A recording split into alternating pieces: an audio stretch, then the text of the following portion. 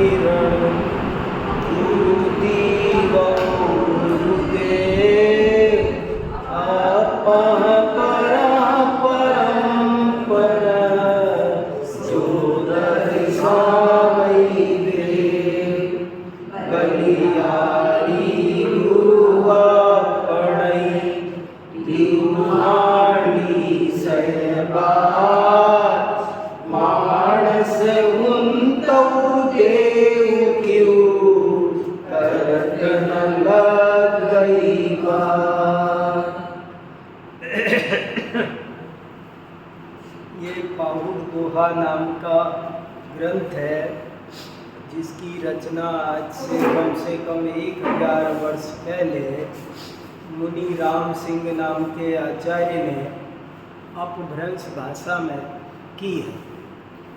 और इसमें हमारी धर्म साधना सच्ची कैसे हो, इस बात पर बहुत निर्मल हृदय से विचार किया गया है। हमारी साधना में कहाँ क्या चूक रह जाती है, अनजाने में भी रह जाती है। हम लाख बढ़िया धर्म साधना करना चाहते हैं, फिर भी हमको ही पता नहीं चलता है कि हमसे कहाँ भूल रह रही है। उस भूल को बताकर खोज कर दूर करने का उपाय समझाया गया है। ये इस ग्रंथ का मुख्य मुद्दा है और इस मुद्दे पर अभी बहुत बढ़िया चर्चा हमारी चल रही है, जिनमें से मेरे चित्त में अभी जो ये 3-4 हफ्ते से 4 बिंदु चल रहे हैं वो नहीं निकल रहे हैं, वो बहुत ज़्यादा इम्पोर्टेंट है। पाहुड़ दोहा ने इतना एनालिसिस करने के बाद, इतना डिस्कशन करने के बाद, इतना सोचने विचारने के बाद हमारी आत्म साधना बढ़िया कैसे हो, इसके लिए कुछ कंक्लूजन दिए हैं, कुछ निष्कर्ष वाक्य दिए हैं। और उन निष्कर्ष वाक्यों में पहला वाक्य ये है कि तुम कुछ भी करो, जब तक आत्मा को नहीं जानोगे तब तक कुछ नहीं होगा। धर्म के क्षेत्र में अगर आपको सचमुच प्रवेश करना है तो इधर से सुनो चाहे इधर से सुनो, चाहे तुम बड़े हो चाहे तुम छोटे हो, चाहे तुम पंडित हो चाहे चरित्रवान हो। नंबर 1 ये बात लोहे की लकीर है कि आत्मा को पहचाने बिना धर्म हो सकता नहीं है। आज तक न हुआ है, न हो रहा है, न कभी भविष्य में होगा। ये बात उन्होंने 146 नंबर के दोहे में कही थी और बड़े अच्छे टोन में कही थी कि तुम मेरे से कितनी बार पूछ लो, कितना ही घुमा फिरा कर पूछ लो, ये लिखा है। लेकिन आत्मा को जाने बिना तुम समझो कि मैं धर्म के क्षेत्र में सफल हो जाऊं, so it is not important, it is not possible. ये बात उन्होंने पहले ये हमारा टीनेट है। अंग्रेजी में एक शब्द बड़ा अच्छा होता है, टीनेट। एक होता है सब्जेक्ट, एक होती है थ्योरी, एक होता है टीनेट। टीनेट का मतलब है हमारी बेसिक थ्योरी जो कट नहीं सकती। जैसे वीतरागता हमारा टीनेट है, वो हमारे उसमें कोई कंप्रोमाइज, हमारे भगवान किसी भी रूप में रागी नहीं हो सकते, वीतरागी ही होंगे। तो पहली तो ये बात बहुत गजब की उन्होंने निकाल कर हम पर कृपा की है कि आत्मा को जानो, उसके बाद दूसरी बात करो। ये नहीं जानते तो आगे बात करने की कोई ज़रूरत नहीं। कोई कहे मैं आत्मा नहीं जानता, लेकिन ये वो दुनिया भर का पूरा 200 पेज का अपना चिट्ठा दिखाए तो आचार्य देव कहते हैं वो धर्मात्मा नहीं हो सकता। दूसरी बात उन्होंने बहुत इम्पोर्टेंट ये कही कि जब तक तुम मन शुद्धि नहीं कर लोगे, श्रद्धा शुद्ध नहीं कर लोगे, अभिप्राय शुद्ध नहीं कर लोगे, तब तक तुम कितनी भी उच्चतम धर्म क्रिया करो, स्वाध्याय लिखा इसमें पोथा पढ़िए, चाहे तुम स्वाध्याय भी करो, लेकिन यदि तुमने मन शुद्धि नहीं की है, और मन शुद्धि का ये अर्थ बहुत खास अपन ने बहुत 2 घंटे डिस्कस की है, वो राजा महात्मा जी के कटोरे की कहानी सुनोगे, वो बात इतनी दमदार है कि उसके बाद ये बात मुझे दूसरे कई ग्रंथों में मिल गई कि मन शुद्ध होना बहुत जरूरी है।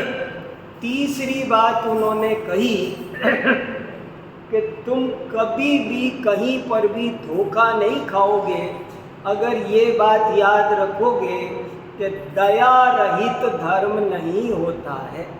समझ लेना, जहाँ दया नहीं हो ना, वहाँ कोई बताए न बताए, गया न हो, पीठ मोड़ के भाग लेना, बच लेना।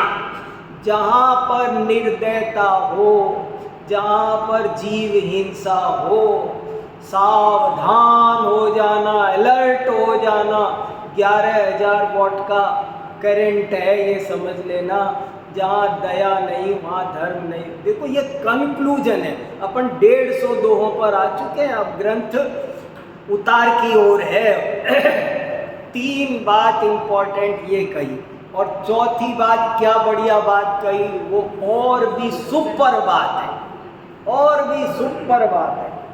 वो सुपर बात ये है कि संगति का ध्यान रखना। और संगति का ध्यान का मतलब भी आपको इतना कोई नहीं समझाएगा जैसे मैंने खोल दिया। संगति का अर्थ माने क्या, कौन सी संगति? मैंने आपको बताया कि वैसे तो मैं 5वीं क्लास में था ना, तब से संगति पर निबंध लिखता चला आ रहा हूँ, लेकिन यहाँ संगति का कुछ खास मीनिंग है। एक व्यक्ति धर्म के क्षेत्र में बहुत आगे निकल जाता है, केवल अच्छा श्रावक ही नहीं, अच्छा मुनि बन जाता है। लेकिन जाने अनजाने में कभी किसी ऐसे आदमी की संगति में पड़ जाता है जो थोड़ा नाम का लोभी होता है, जो थोड़ा यश का लोभी होता है, तो वो कहीं न कहीं महाराज को भी फंसा देता है। महाराज जी आपका क्या जा रहा है, आपका केवल नाम है, काम तो हम करेंगे। और वो कहीं न कहीं जो धर्म साधना पर बड़े वीतराग भाव से निकले थे, उनको भी कहीं न कहीं 10 तरह की उपाधियों में, 10 तरह के उलझनों में महाराजों को पवित्र रहने देना चाहिए।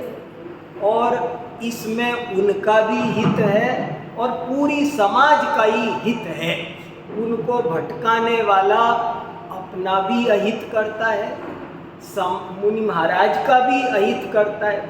जो व्यक्ति मुनि महाराज को आत्म साधना से वंचित करते हैं, वे अपना भी महान अहित करते हैं, महाराज जी का भी अहित करते हैं, और पूरी समाज का भी अहित करते हैं। इसलिए कोई व्यक्ति, कोई आदमी ऐसा होता है, जाने क्या उसकी आदत होती है, वो कुछ भी बन जाता है। लेकिन वो उदाहरण दे, अरे वो शांति सागर महाराज ने भी तो किया था, उन्होंने भी फोटो खिंचवाई थी, महाराज आप भी खिंचो। अब कहाँ शांति सागर जी का उदाहरण और कहाँ प्रसंग, और तूने इन महाराज को फोटा फाटे के चक्कर में उलझा दिया। इसलिए कभी भी जिसके मन में लोकेषणा है, वित्तेषणा है, आहार की, नाम का, जिसे नाम का लोभ है, महाराज आपके नाम के आगे मैं ऐसे लिखूंगा, अखबार में छपेगा, फलाना नेता आपको सलाम करेगा, आपका देखना क्या 500 साल तक यश होगा। अरे साधु नाम के लिए नहीं बना जाता है। साधु को ऐसे जो उलझा देवे, ऐसे लोगों की संगति कभी, बड़े भाग्य से कोई जीव मोक्ष मार्ग पर आगे बढ़ रहा था,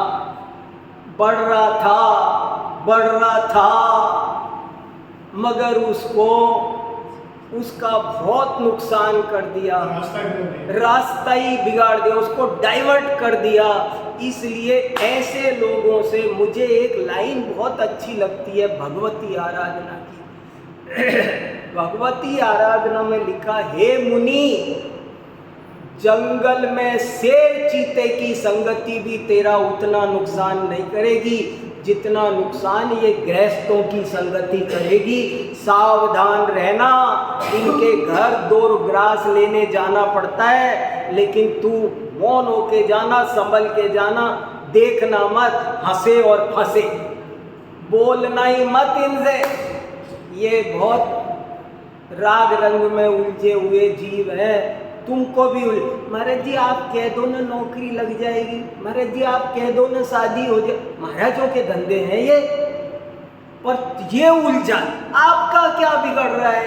आपका क्या बिगड़ रहा है? हमारी साधना बिगड़ रही है भाई, हमको क्यों इन चक्करों में उलझाते हो? इसलिए ये एक बहुत इम्पोर्टेंट बात आई कि हे साधु, तू जिस पवित्र भावना से आत्म कल्याण करने आया है, बस अब तू गुप्त रह करके वही काम करना। भव में नहीं किया वो काम अब तुझे करना है। तू किसी के चक्कर में मत पड़ना। मैं चक्री पद पाए निरंतर, समझ लेना मैंने बहुत नाम कमाया, मैं खुद मुझे चक्रवर्ती प्रणाम करे। अरे मैं पिछले जन्मों में अनेक बार ऐसा बना हूँ कि 32,000 मुकुटबद्ध मेरे चरणों में झुकते थे। आज क्या इच्छा है उसकी? आज सर्व इच्छाओं का त्याग करके प्योर आत्महित की इच्छा में दर्शन विशुद्धि। पिछली बार अपन ने 16 कारण भावना पढ़ी ना, विशुद्ध सम्यक दर्शन की भावना होनी चाहिए, ऐसा इसका मतलब है। 4 पॉइंट ये जबरदस्त आए और अब शुरू हो गया है 5वां पॉइंट। पिछली बार से 5वां पॉइंट शुरू हो गया। 4 पॉइंट तो अपने चल रहे हैं 4-5 हफ्ते से। मेरा मन इन चारों में बहुत जोर से रमा हुआ है, लेकिन 5वां पॉइंट और अब 5 याद करो आप। 4 याद हो गए, एक और जोड़ना है। 5वां पॉइंट आया, शंख को अग्नि में डालो तो भी वो अपनी धवलता नहीं छोड़ेगा, लेकिन अगर वो खुद ही अपनी धवलता छोड़ना चाहे तो जरूर छोड़ देगा। मतलब क्या वो समझना जरूरी है। 3 लोग मिल करके मेरा बुरा नहीं कर सकता और मेरा एक समय का परिणाम मेरा बुरा कर सकता है। हमको दुख कौन देता है? ट्रेन 10 घंटा लेट हो जाए तो ट्रेन 10 घंटा लेट हो तो दुख का कारण क्या है? दुख का कारण क्या? 10 घंटे ट्रेन लेट हो ना, ट्रेन की वजह से दुख होता है। ट्रेन 10 घंटे नहीं 100 घंटे हो जाए तब भी यदि ये आत्मा चाहे तो दुखी ना हो, और ये आत्मा चाहे तो ये किसी भी हाल में दुखी हो ले। अगर मुझे दुखी होना है तो मुझे क्या चाहिए? और मुझे दुखी नहीं होना है तो मुझे क्या चाहिए? इसलिए ये बहुत इम्पोर्टेंट। अब 5वां पॉइंट ये आया है कि तुम अपने को संभालो, दूसरे की, विश्व की चिंता मत करो। विश्व की खलबली तुमको प्रभावित नहीं कर सकती, तुमको दुखी नहीं कर सकती। शंख को आग में डालो। गज कुमार मुनि महाराज के सिर पर सिगड़ी जली, उनका क्या बिगड़ा? 5 पांडवों के को गहने पहनाए धधकते, उनका क्या बिगड़ा? युधिष्ठिर का क्यों नहीं बिगड़ा? अर्जुन नकुल का, अर्जुन और भीम का क्यों नहीं बिगड़ा? और नकुल और सहदेव का क्यों बिगड़ गया? किसने बिगाड़ा? अगर कड़े बिगाड़ते, वो लोहे के आभूषण बिगाड़ते, तो 5 का बिगाड़ते, लेकिन उन्होंने नहीं बिगाड़ा। नकुल सहदेव ने स्वयं अपने भाव उधर लगा दिए। अगर तेरा लक्ष्य पर की ओर जाए तो तेरा अवश्य बिगड़ेगा, और यदि तेरा लक्ष्य पर की ओर ना जाए तो सारी दुनिया मिलकर सेठ सुदर्शन को पूरा पटना हाय हाय थू थू मुर्दाबाद मुर्दाबाद कर रहा था। क्या बिगड़ा? कुछ नहीं बिगड़ा। सीता को अंजना चंदना कैसे कैसे संकट आए, ज्ञानियों के उदाहरण भरे हुए हैं प्रथमा योग में। कोई किसी का बाल बांका नहीं कर सका, लेकिन ये जीव अपना परिणाम खराब करे तो सारे घर में आग लग जाए, संपत्ति छिन जाए, चोरी हो जाए, डकैती हो जाए, सब हो जाए, तब भी आत्मा चाहे तो दुखी ना हो, और कुछ भी ना लूटे फिर भी आत्मा चाहे तो दुखी हो जाए। दुखी होने का क्या हिसाब है? मैं ये सोच के दुखी हो सकता हूँ कि यहाँ इतने लोग हैं, और ये सोच के सुखी हो सकता हूँ यहाँ इतने लोग हैं। इतने लोग होना सुख का कारण भी हो सकता है और दुख का भी हो सकता है। सब सोच का खेल है। बड़ा शास्त्रों में बड़े उदाहरण दिए हैं कि ये जीव फालतू की बातें सोच के सुख होता है, सुखी होता है, फालतू की बातें सोच के दुखी होता है। एक उदाहरण देता हूँ, हंसी आएगी पर हंसी में मत उड़ाना, है मार्मिक, हंस लेना, कोई दिक्कत नहीं है, मुझे भी आएगी हंसी। 2 कुत्ते थे, एक भूरा एक काला, और दोनों भाई थे। मगर बड़े हुए तो एक किसी अच्छी कॉलोनी में पहुंच गया और एक किसी गरीब कॉलोनी में रह गया। तो भूरा कुत्ता अमीर कॉलोनी में पहुंचा तो अच्छा खा पी करके स्वस्थ था, और काला कुत्ता ना, उसको कुछ खाने ही नहीं मिलता था, मरियल होता जा रहा था, दुखी था बहुत। तो एक दिन बहुत दिन बाद मिले हो, तो वो भूरा कुत्ता कहने लगा, तू यहाँ इतना दुखी है, चल मेरी कॉलोनी में, हाँ बहुत माल मिलता है, वहीं रहा कर। तो कहता है नहीं, मैं नहीं जाऊँगा। बहुत मनाया, पूछा भाई क्या बात है, क्यों नहीं जाएगा? तो बोले यहाँ वो घर में है ना, वो औरत अपनी बेटी को डांटती है कभी कभी, और ऐसा कहती है मैं तेरी शादी किसी कुत्ते से करूँगी।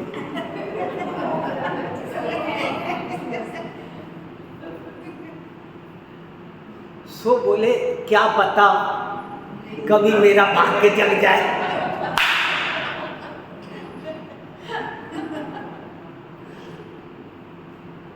जैसे आपको उस कुत्ते पर हंसी आ रही है ना, ऐसे हमारे ऊपर ज्ञानियों को, मुनिराजों को हंसी आती है। आप मुझे प्रोफेसर कहते हो ना, बहुत अच्छा प्रवचन करते हैं, तो कैसे मैं खुश हो लेता हूँ ना। ये भाषा वर्गणा मेरी नहीं, प्रोफेसर पोस्ट मेरी नहीं, मगर ये जीव जरा सी बात में फूल के कुप्पा हो जाता है, जरा सी बात में इसका बैलून फस हो जाता है, जरा सी बात पे। ये सब काल्पनिक है। ये जीव फालतू ही दुखी सुखी होता है। क्या रखा है? कुछ भी नहीं है। अपने परिणामों पर से बंध है और परिणामों से मोक्ष है। तो 5वीं बात इम्पोर्टेंट ये आ गई कि संसार में दुख का या सुख का कोई भी कारण नहीं है, तेरा अपना भाव है, तेरा अपना भाव है। और एक छठी बात आ गई, 6 बात आ गई, अब 6 द्रव्यों की करें। छठी बात क्या आई कि यदि शंख समुद्र से बाहर निकलेगा तो उसकी दुर्वस्था होगी, दुर्वस्था, और अपने समुद्र में रहेगा तो सुखी सुरक्षित रहेगा। ये छठी बात भी क्रांतिकारी है। 6 बात याद रहेगी सबको, एक बार रिपीट कर ले 1 मिनट में। नंबर 1, आत्मा को जानना पहले में पहले जरूरी है।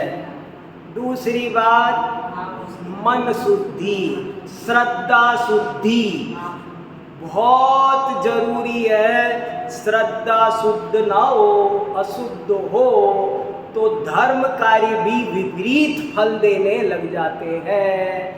कचरा में खीर डालो तो खीर भी गंदी हो जाती है। तीसरा पॉइंट, जहाँ हिंसा होगी वहाँ धर्म नहीं होगा, ये पक्की बात समझो। और चौथी बात, संगति का ध्यान रखना, कभी भी अपने से हल्के भूमिका वाले से बचकर रहना, नहीं तो वो तुम्हें गिरा देगा।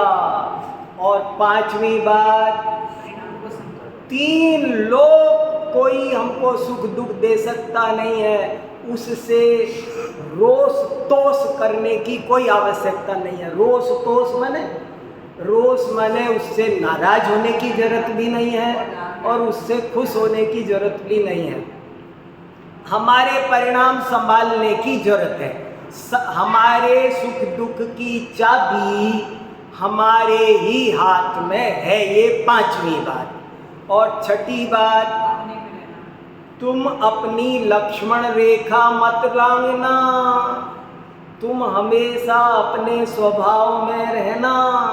तुम्हारा स्वभाव है ज्ञाता दृष्टा। अब इसको थोड़ा सा इलार्ज करो, डिटेल करो, तब अच्छे से समझ में आएगी।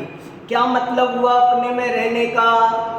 कि तुम ज्ञाता दृष्टा तुम्हारा स्वभाव, तुम हर वक्त ज्ञाता दृष्टा रहना, रागी द्वेषी मत बनना, कर्ता धर्ता मत बनना। बस ये, अगर तुम जैसे ही कर्ता बने वैसे ही मारे जाओगे। आप प्रदर्शनी देखने जाओ, कोई दिक्कत नहीं है, टिकट लिया है, आप देख रहे हो, आपको देखने की परमिशन मिली है, लेकिन आपने टच किया, आपने वहाँ पेंटिंग को टच करने की कोशिश की तो गार्ड कान पकड़ के बाहर निकाल देगा, फाइन लगा देगा, कुछ दंडित करेगा। देख रहे हो, जान रहे हो, ये आत्मा का स्वभाव है। तुम ये काम करोगे तो तुम कितनी बढ़िया ढंग से कहा, शंख यदि अपने स्वभाव में रहे, समुद्र में रहे तो सुरक्षित है, और यदि अपने समुद्र का त्याग करे, मोती से आकर्षित हो। कितना बढ़िया सा, आप समझ रहे हो, टोन समझ रहे हो? यदि शंख माने आत्मा, शंख माने ज्ञानी आत्मा, मोती माने भौतिक वैभव, चकाचौंध चमक, दुनिया की चमक दमक को यहाँ कहा मोती। अगर मोती की चमक की तरफ अट्रैक्ट हो करके समुद्र का त्याग करेगा तो क्या होगा? क्या लिखा इन्होंने, इनकी भाषा बोल सकता है कोई? बाजार में बिकेगा, बाजार में, हाट में बिकेगा, चूमा जाएगा दुर्व्याधों द्वारा, क्या क्या दुर्दशा होगी उसकी। ऐसे ही ये जीव सिद्ध समान है, अगर अपने स्वभाव में रहे तो हम में और सिद्ध भगवान में रंच मात्र भी अंतर नहीं है। लेकिन इतना फर्क है कि वे अपनी लक्ष्मण रेखा का उल्लंघन नहीं करते और हम 24 घंटे उल्लंघन किए बैठे हैं, इसलिए हम 4 गति 84 लाख योनियों में भटक रहे हैं। ऐसे ये 152 तक के बहुत सुंदर सुंदर दोहे हमने पढ़े। बहुत भाव है, समझाने का कम है, समझने का ज़्यादा है। आप खुद कोशिश करोगे तो ज़्यादा आनंद आएगा। और अब 153वां पढ़ते हैं। देखो कितनी अच्छी बात आ रही है। महुयर सुर तरु मंजरी परिमल रसी अयास हियड़ा फूटी किम न मुयौ ढोलन दुपलार। महुयर माने मधुकर, मधुकर माने भौरा। हे भौरे, तूने सुर तरु की मंजरी सुर तरु माने कल्प वृक्ष, तूने कल्प वृक्ष के रस का स्वाद लिया है। परिमल माने उसका पराग, खुशबू। रसीवी माने टेस्ट करना, रस लेना। और हयास माने हताश। ये भौरा, ये कौन है भौरा? ये भौरा कौन है? जो धर्म की साधना कर रहा है, वो साधक जीव को समझाया जा। पूरा पाउंड दोहा किसके लिए लिखा है? साधक के लिए। तो हे मधुकर माने हे साधक, तूने कल्प वृक्ष का रस मिला और फिर ये किस चक्कर में पड़ गया कि पलाश के पेड़ पे जाके बैठ रहा है? तू कल्प वृक्ष का, ऐसी की ऐसी लाइन भक्तामर स्तोत्र में आई है।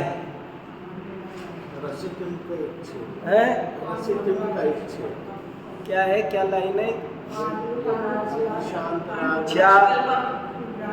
क्षारम जलम जल निधे पीत्वा पयः शशिकर द्युति दुग्ध सिंधो क्षारम जलम जल निधे रसितुम कहीचे। कोकरी क्षीर जलधि जलपान क्षार नीर पीवे मतिमान। हे साधक, अरे तुझे बड़े भाग्य से वीतरागता का अमृत मिला और फिर भी तू रागियों के पास जाता है, राग रंग में उलझता है, उसमें आनंद। तुझे वीतरागता मिली, तुझे ये वीतराग धर्म मिला, ये वीतराग वाणी मिली, ऐसी वीतरागता की साधना करने का तुझे उपदेश मिला। ये क्या है? हे मधुकर, ये कल्प वृक्ष का रस है। लेकिन तू फिर पलाश में चला गया। इतनी ऊंचे वीतरागता के मार्ग में आने पर भी फिर वैसे ही समझ लो कि जैसे कोई जीव आत्महित के लिए निकला और फिर किसी ने उसको जरा सी बात पे उलझा दिया कि महाराज जी वो मुख्यमंत्री, अरे मुख्यमंत्री मेरे आगे क्या भाई। तो ये ऐसे जो उलझ गया, वो कल्प वृक्ष को छोड़ करके पलाश में उलझ गया, राग रंग में तू उलझ गया, वीतरागता का माल मिलकर भी। और फिर कितनी गजब की बात लिखी है, नीचे की लाइन पढ़ो ना, तो इससे ज्यादा डांट नहीं सकते थे आचार्य। आचार्यों की सबसे बड़ी डांट क्या हो सकती है, वो आप देखो। हियड़ा फुट्टी भी किम न मुयौ, तेरा हृदय फटकर मर नहीं जाता। तू वीतरागता के मार्ग में आकर के फिर राग में उलझ रहे। छोटी छोटी बात पर तेरे को जरा जरा सी चीजें तुझे आकर्षित कर रही है, तुझे जरा जरा सी चीज पर तेरा मोह आता है, तो तेरा हृदय फट नहीं जाता, तू मर नहीं जाता। लेकिन तू डूब नहीं मरता। तो देखो क्या लिख रहे हैं, तू भाषा तो देखो थोड़ी बुरी लग सकती है किसी को, लेकिन इतनी कठोर भाषा है कि तेरा है।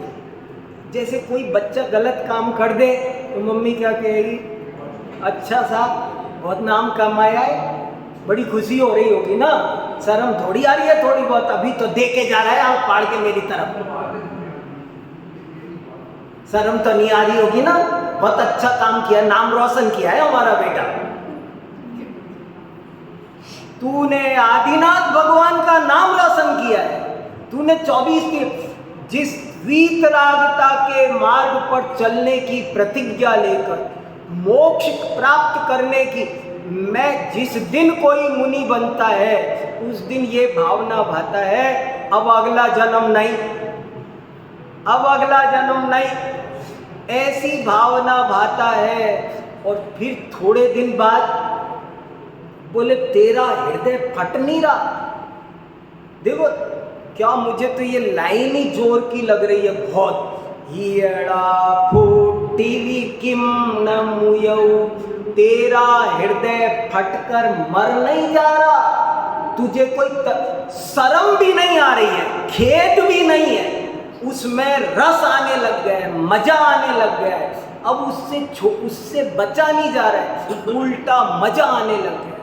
अब उस राग रंग में ही मजा, अब 4 आदमी मिलने ना आए तो मन नहीं लगता है। मुझे तो याद आता है मांगी तुंगी पर वो बलभद्र की ध्यान की मूर्ति कैसी है, पीठ मोड़ के ध्यान कर रही है इधर इधर, मुझे देखना ही नहीं किसी को।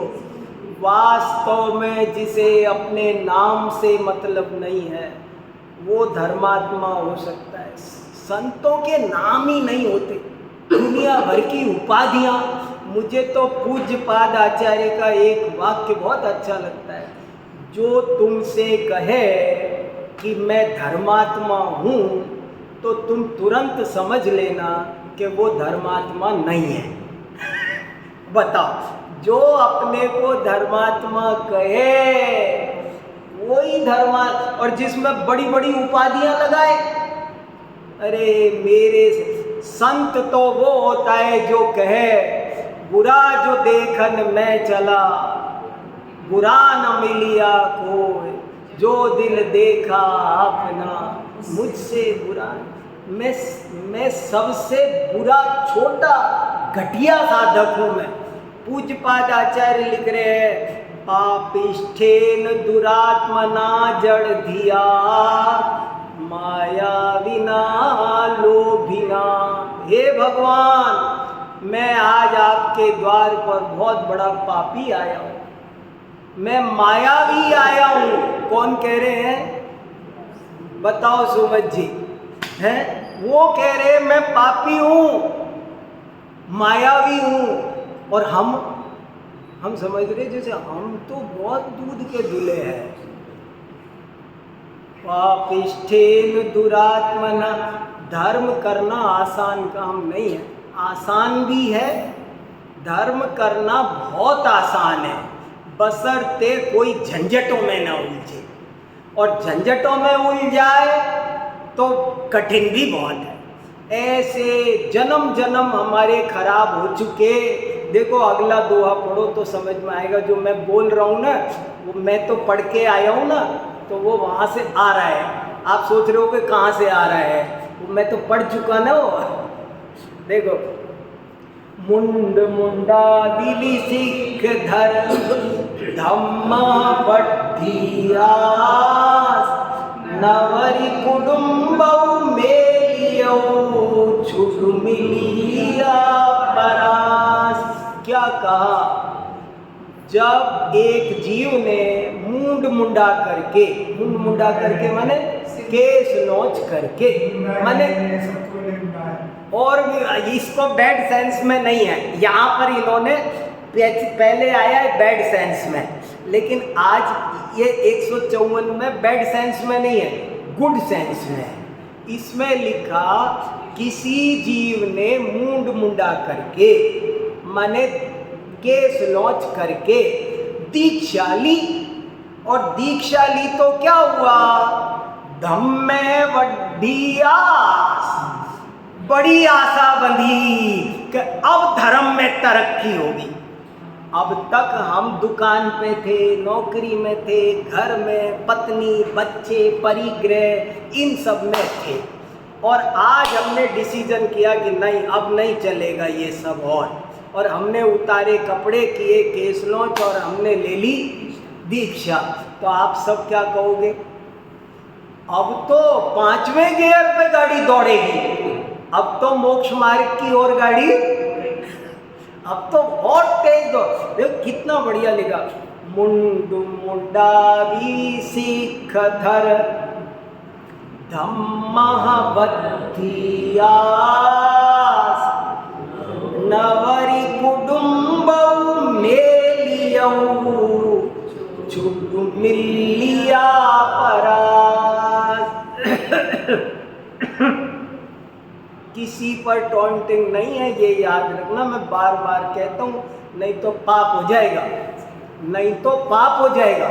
जिनवाणी सुनते समय भी पाप कर लोगे, अगर दूसरे की तरफ देखोगे तो फिर गड़बड़ हो जाएगी।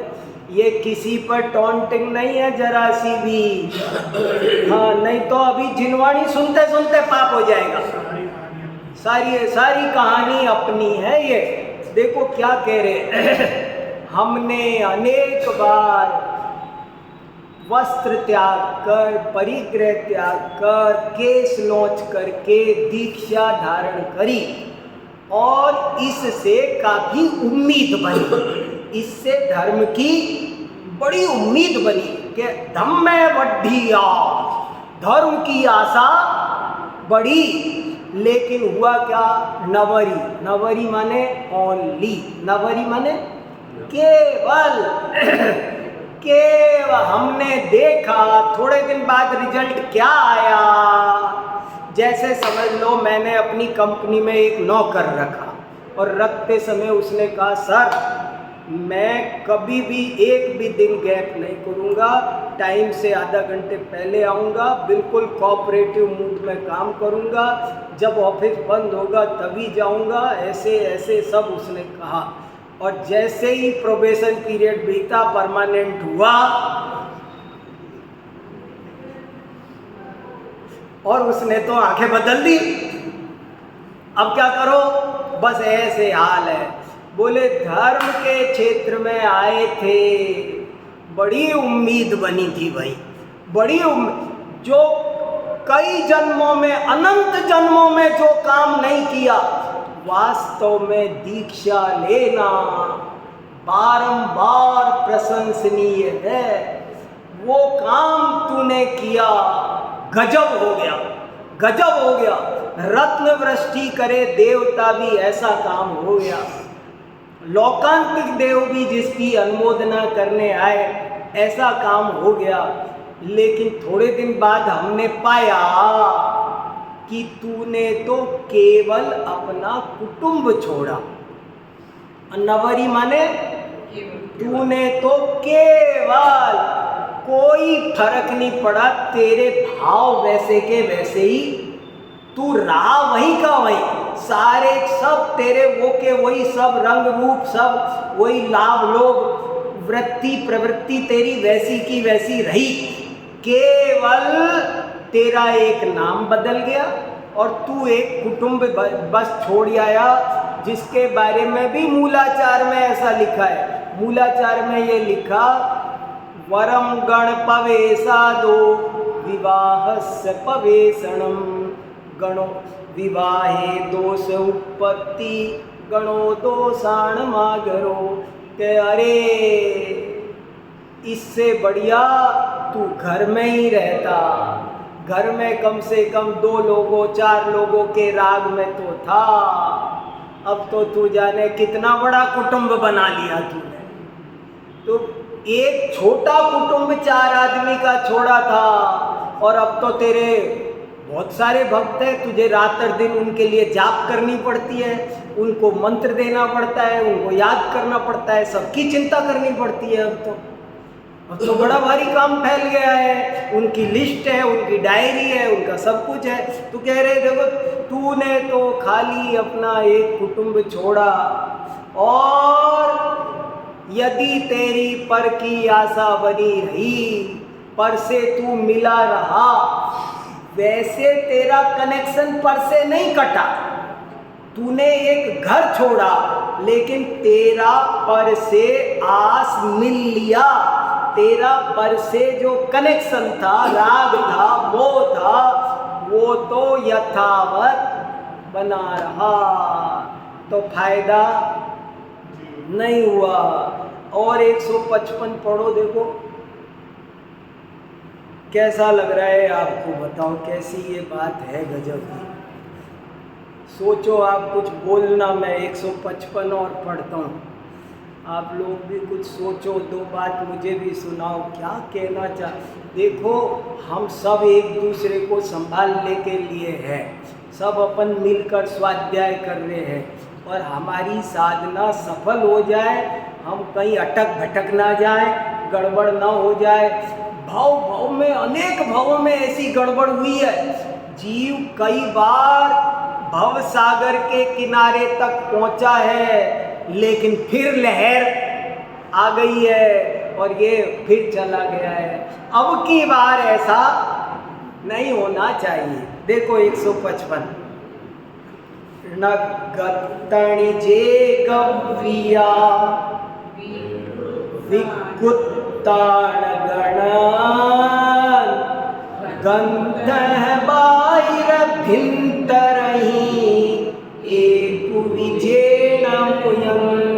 मुझे तो ये दोहे पढ़ने में भी आनंद आता है। आपको जिसको भाषा पकड़ में आ गई होगी ना, उसको तो आता होगा, और जिसको भाषा नहीं आई होगी ना, उसको अभी भी मज़ा नहीं आ रहा होगा, लेकिन मुझे बहुत आनंद आता है इसमें। इनको गा गा कर देखा करो, घर पर प्रैक्टिस करो कभी कभी, कितना अच्छा लिखा दो। नगतणि जे गव्या विकुत्तान गणन गंधः बाहिर भिंतरहि एक विजेण मुयन्ति।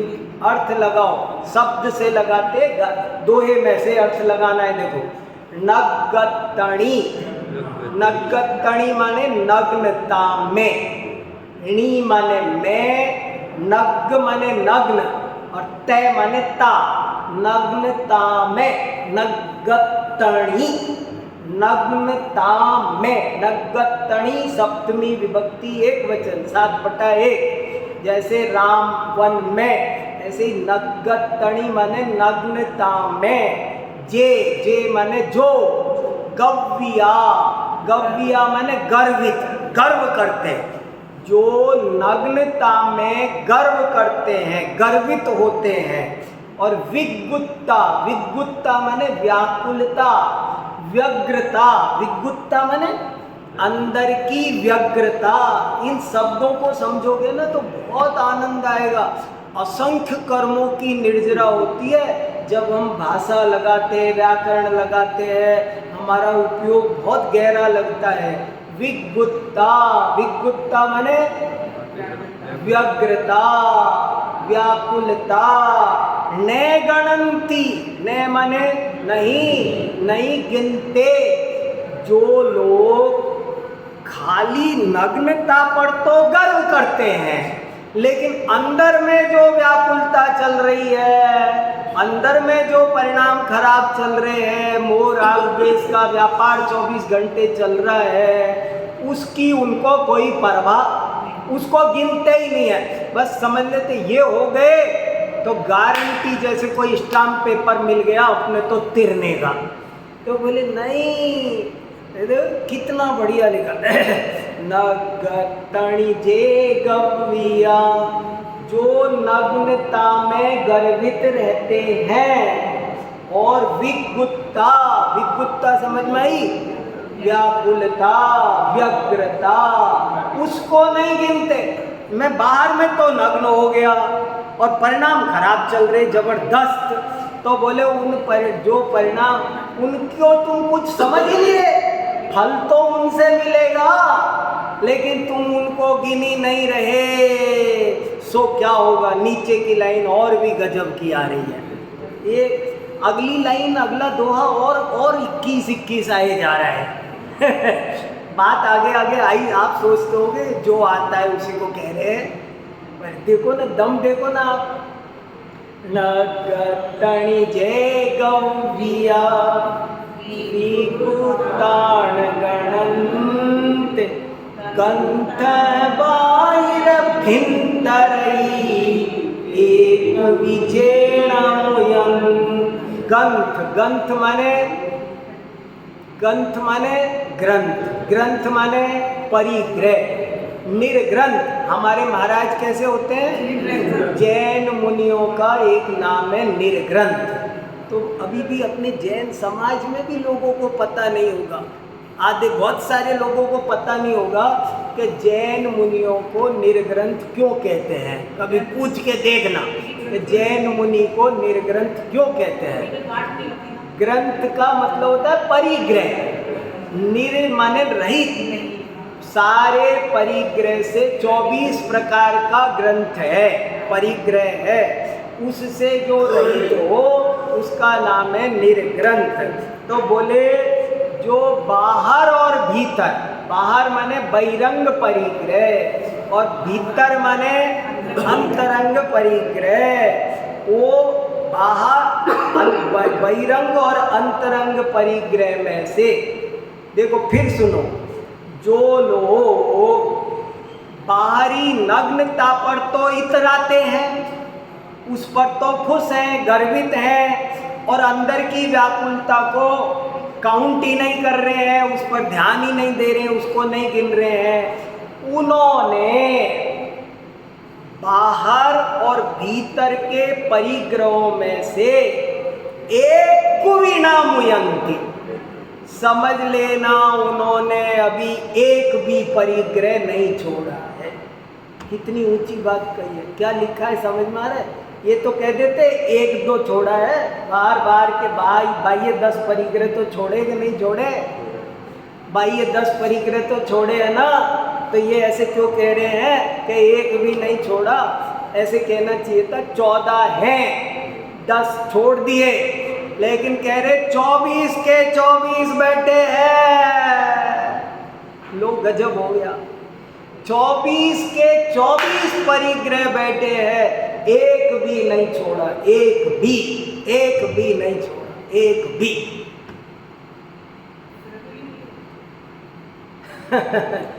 ये तो जो विकृति है उन्हीं का निराकरण, हमसे कैसी कैसी गलती होती है। सच्चे मुनिराज की बात नहीं है, ये तो उसकी बात है जो नग्नता पर तो गर्व करते हैं, लेकिन अंदर में पड़े हुए मिथ्यात्व, क्रोध, मान, माया, लोभ, अनंतान मंदी, इन पर इनको कुछ गिनते ही नहीं है। तो ऐसे जीवों को क्या कहा जाए?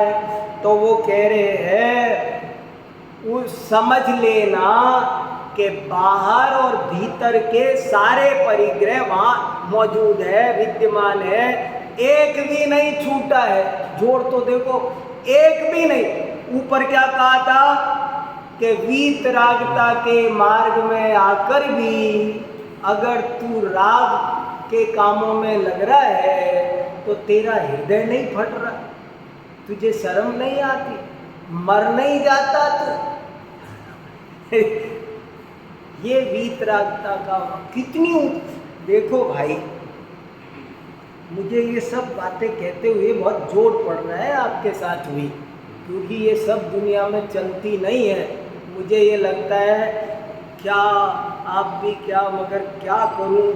देखो भाई, बड़े भाग्य से जैन धर्म मिला है, और ये गणधर की गद्दी है, मेरी नहीं है।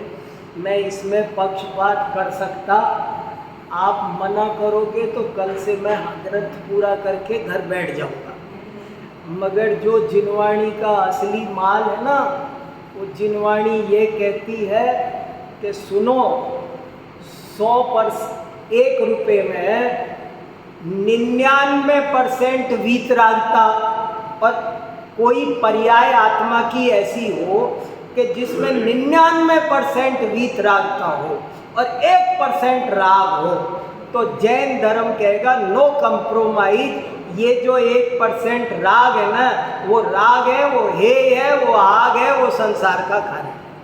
हम कुछ नहीं जानते। ये धर्म कांटा है। यहाँ तीर्थंकरों को भी कोई डिस्काउंट मिला, कुछ मिल जाता महावीर भगवान को। आदिनाथ के पोता थे भरत चक्रवर्ती, उसके पिताजी चरम शरीरी, दादाजी चरम शरीरी, तो फिर भी चाचा भी कामदेव चरम शरीरी, पूरे खानदान में। और चाचा था, बाबाओं में भी है ना, ऋषभ सेन आदि, कितना पूरा का पूरा खानदान मोक्षगामियों का, और उसमें भी कोई कुछ नहीं। पिछली बार कितना अच्छा स्वाध्याय किया हमने।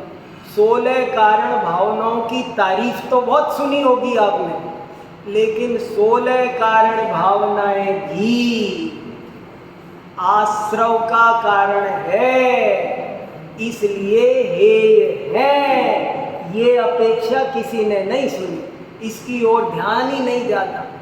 अरे बात वो दुर्भावनाओं से बचाने के लिए ये बढ़िया है, लेकिन वास्तव में समस्त भावनाएं रागात्मक हैं, इसलिए हेय है। कोई भी भावना परमार्थ से उपादेय नहीं है। देखो, न गटण जे गव्या विकुताण गणन गंधे बाहिर भिंतरई एक विजेण मुअन। 155, एक पे डबल 5 आ गए। बहुत बढ़िया ग्रंथ है, बहुत बढ़िया विषय वस्तु है। बहुत पवित्र मन से लेना इसको जिस और भी अच्छे मन से लेना।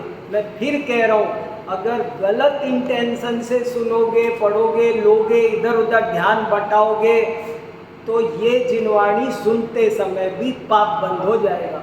हमको पाप बंद नहीं करना है। हमारा टारगेट है कि जैसे पहले अनेक बार हम बाजी चूक चुके, मौका करके किनारे आकर के हार चुके, इस बार हमारी हार नहीं होनी चाहिए। हमको कहीं नाम में किसी और चक्कर में उलझना नहीं चाहिए। तो ये बात है। अब आप कुछ बोलो थी, जहाँ बोलो। मछली की कल्पना उपमा दी गई है। हाँ। क्या तर्कवृक्ष में मछलियाँ होती हैं, वो पृथ्वी का ही है?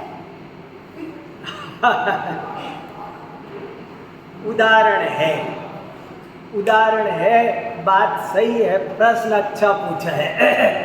जो देवगति में, स्वर्गों में जो वृक्ष होते हैं ना, वे वास्तव में वनस्पति कायिक नहीं होते हैं, वे पृथ्वी कायिक होते हैं।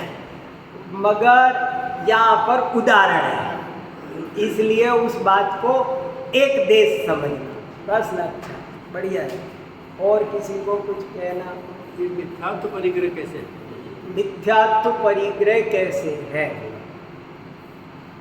क्योंकि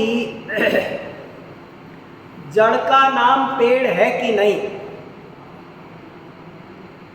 क्योंकि जड़ ही पेड़ का कारण है। ऐसे ही मिथ्यात्व सारे परिग्रह का कारण है, उसको अट्रैक्ट करता है। अगर मिथ्यात्व माने अपनापन, में 2-3 बार से खुलासा आ रहा है। मिथ्यात्व माने क्या? पर पदार्थों में अहंकार ममकार को मिथ्यात्व कहते हैं। ये बात बार बार आ रही है। तो जब मिथ्यात्व ही नहीं बचेगा, देखो मकान वहीं खड़ा रह जाता है। मकान परिग्रह हो तो मकान तो वहीं खड़ा रह जाता है। नंद्यावर्त महल खड़ा रह गया और महावीर भगवान निर्ग्रंथ हो गए, क्योंकि उन्होंने उसके प्रति मूर्छा परिग्रह, मूर्छा तु ममत्व परिणाम, ऐसा साफ साफ तत्वार्थ सूत्र आदि में लिखा है। वस्तु का नाम परिग्रह नहीं है, वस्तु के प्रति ममता का परिणाम परिग्रह कहलाता है। और उसी को टेक्निकल शास्त्रीय भाषा में मिथ्यात्व कहते हैं। चलो।